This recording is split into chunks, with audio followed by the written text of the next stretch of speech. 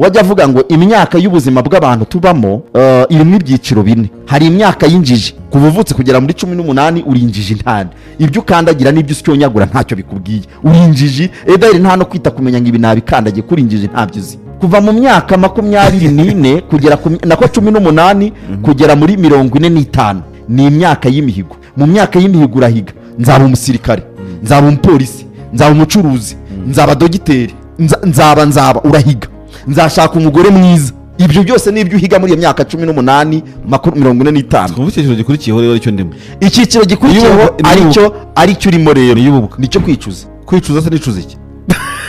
Muri ya mihigo yose waraswase, wararunereye, washatse kuba umusirikare ntiwabaye we, unabaye we ntiwakomeye. None washatse kuba muganga ntiwabaye we, edaheri uri kubona no kujya mu kiganga warayobye, kuko bagenzi bawe mwabyirukanye bakajya mu gisirikare nibo babaye mw'abagabo.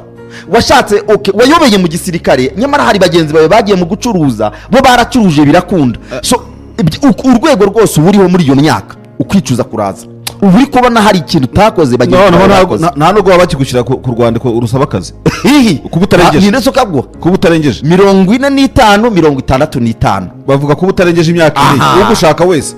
Indinda ni kabiri, ndinda mwana ndinda dawe. Iki kintu turi kugita mwabantu mwe muri kumva muzagera muri ndinda mwana, abana bari kubabwira ngo ntacyo nkurindamo nanjye ntiwamfasha ukuboko. Ngewe nanakubwiye ngo nuganira n'abahanga mu kuzigama, nuganira n'abahanga mu icunga mutungo, bazakubwira ko kujyana amafaranga mu ibyo bigo byose uri kuvuga. Ubwo ni urwego nk'urwa 5. Ariko urwego rwa mbere waguze isambu, urwego rwa mbere woroye ifamu, urwego rwa mbere abana bawe wabigishije neza, kuko byanze bikunze uzagera muri ndinda dawe. Umugore wawe wamurinze ute? Wariko isano yawe n'umugore wawe kubwira 45 nako 65 kuzamura. Noneho ni imyaka y'ubwihebe, uburi ikihebe.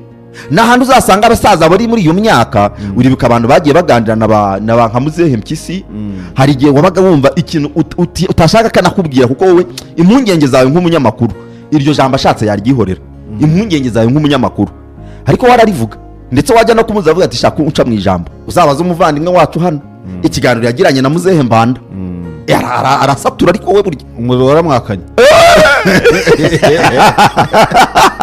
Yajyaga kugarura ati kandi shati winjyaniyo ntubisibe akagashyiremo akagangiye kukavuga, ariko ntugasibe ndabazi yari mwe ntugasibe ibyo yabaga ari kandi nyine urumva nugasiba nk'umunyamakuru ejo ntuzasubiraho kumubona, kuko aravuga ati ubundi sura bimaze iki? Nubwihebe